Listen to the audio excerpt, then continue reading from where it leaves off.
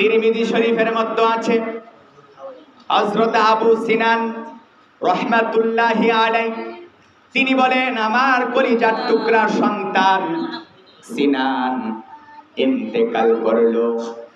আমি তাকে দাফনের কাজ যখন সম্পূর্ণ করে নিলাম, কবরের কাজ সম্পূর্ণ করে মানুষগুলা যখন চলে যাচ্ছে, আমিও কবরস্থান থেকে চলে আসব। এমন সময় কবরের পাশে উপস্থিত ছিলেন খাওলান রাহমাতুল্লাহ আলাইহি। তিনি ডাক দিয়ে বলেন, হে আবু সিনান, আমি কি তোমাকে একটা সুসংবাদ জানিয়ে দিব নাকি? আবু সিনান বলেন, জি, আমাকে জানিয়ে দিন, সুসংবাদ শুনিয়ে দিন। হযরতে খাওলান রাহমাতুল্লাহি আলাইহি বলেন, আমার কাছে সংবাদ পৌঁছেছে আল্লাহর নবী সাল্লাল্লাহু আলাইহি সাল্লামের একখানা হাদিস শরীফ। আল্লাহর নবী সাল্লাল্লাহু আলাইহি সাল্লাম বলেছেন, কোন মানুষের যখন ছেলে সন্তান মারা যায়, আল্লাহ পাক একদল ফেরেশতা পাঠিয়ে দেন এই বান্দার ছেলের অবস্থা, বান্দার কি অবস্থা দেখার জন্য। ফেরেশতা যখন ওই অবস্থা পর্যবেক্ষণ করে আল্লাহর দরবারে চলে যায়, আল্লাহ পাক রব্বুল আলামিন ফেরেশতাদেরকে জিজ্ঞাসা করেন, হে ফেরেশতারা, তোমরা কি আমার বান্দার ছেলের ইন্তেকাল ঘটিয়ে দিয়েছো, মৃত্যু ঘটিয়ে দিয়েছো নাকি? ফেরেশতারা বলে, জি হ্যাঁ আল্লাহ, আমরা আপনার হুকুমে বান্দার সন্তানকে দুনিয়া থেকে বিদায় করে দিয়েছি।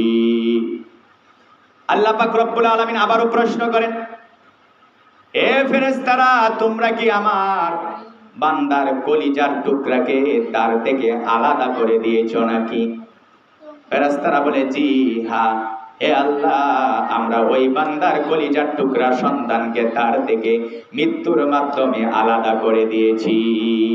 এবার প্রশ্ন করে, হে ফেরেশতারা, আমার এই বান্দার কি রকম অবস্থা কিছু বলেছে নাকি? ফেরেশতারা বলে, হে আল্লাহ, আপনার বান্দা তার সন্তানের মৃত্যুতে খুশি হয়ে পড়েছে, আলহামদুলিল্লাহ।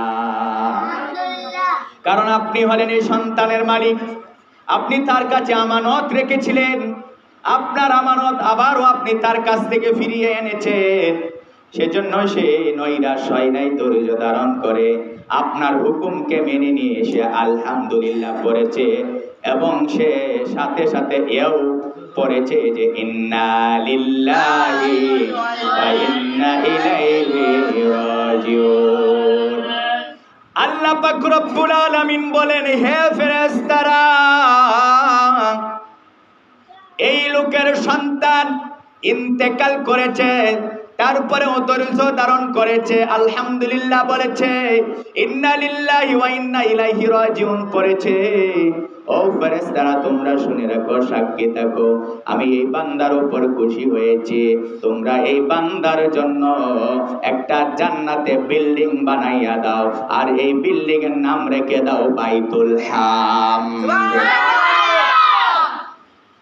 তাহলে বোঝা গেল, সন্তানও যদি মারা যায়, যদি ধৈর্য ধারণ করে আলহামদুলিল্লাহ বলে, ইন্না লিল্লাহি ওয়া ইন্না ইলাইহি রাজিউন বলে, আল্লাহ খুশি হয়ে ওই বান্দার জন্য জান্নাতে বাইতুল হামদ নামে একটা বিল্ডিং বানায়া দেয়।